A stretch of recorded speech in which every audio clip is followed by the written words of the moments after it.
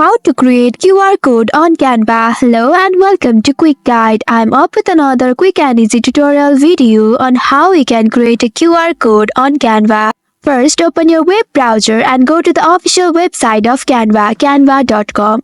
Once there, make sure you are logged into your account. On the home page, you will see all your designs. Here, select the design for which you want to create a QR code. Click on Design and there you will see three dots. At the top right corner, click on it. From the menu, select Copy Link option.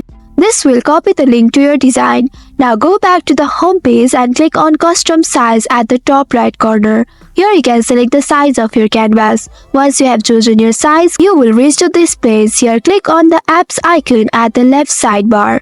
Below the project section, here type QR code into the search bar and you will be presented with a variety of QR code designs.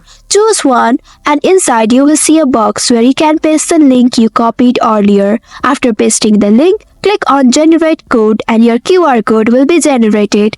And that's it. You have successfully created a QR code on Canva. That's all for today's video. Thanks for watching till the end. If you found this video helpful, don't forget to like, share and subscribe the channel. Also hit that bell icon to get notifications on more such helpful tutorials. See you in next video. Stay connected.